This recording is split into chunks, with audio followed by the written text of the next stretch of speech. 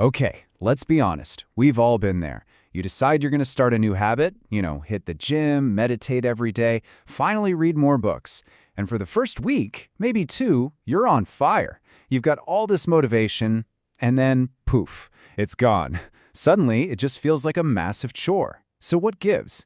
Well, today we're going to dig into the surprising truth about what actually makes a good habit stick. So yeah, let's just jump right in. Why is it so incredibly hard?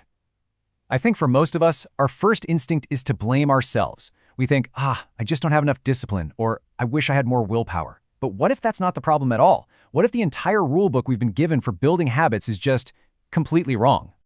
That's right here. This is what I call the willpower trap. It's this idea that's been drilled into us that habit building is all about gritting your teeth and just forcing yourself to do it. It's all about pure brute force effort.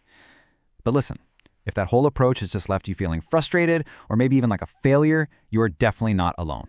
In fact, it's not your fault. It's like you were given the wrong map from the very beginning.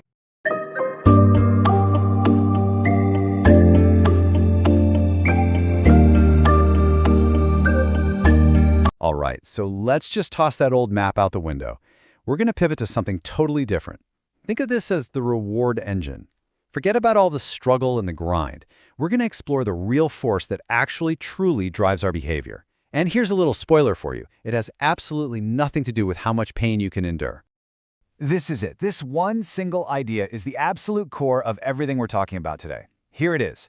Habits survive on reward, not on effort. Seriously, just let that sink in for a second. It completely changes the game, right? We're not talking about forcing yourself to do something. We're talking about teaching your brain to actually want to do it, to crave it. I mean, just look at the difference here. On one side, you have effort-based habits. You know the ones. They feel like this constant, draining chore that you can never quite make stick. But on the other side, you've got reward-based habits. And these, well, they become automatic. They actually become enjoyable. They're built to last. The difference is night and day. Okay, so you might be thinking, this sounds nice, but what's the science here? Well, this isn't just some feel-good pop psychology. It's literally rooted in the basic wiring of our brains. So let's pull back the curtain a little bit and look at the super simple science of feeling good and how it secretly dictates almost everything you do. So here's the thing about your brain. Deep down, it's running on a really simple operating system. It honestly doesn't care that much about your 5-year plan or what you think you should be doing.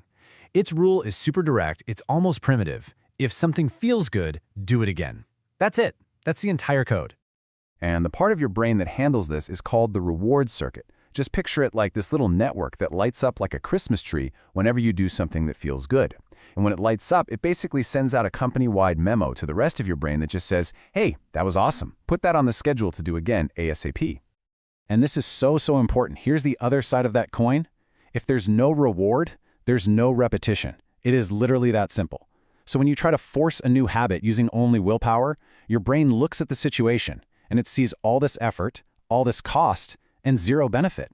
So why in the world would it have any incentive to make that an automatic thing? It doesn't.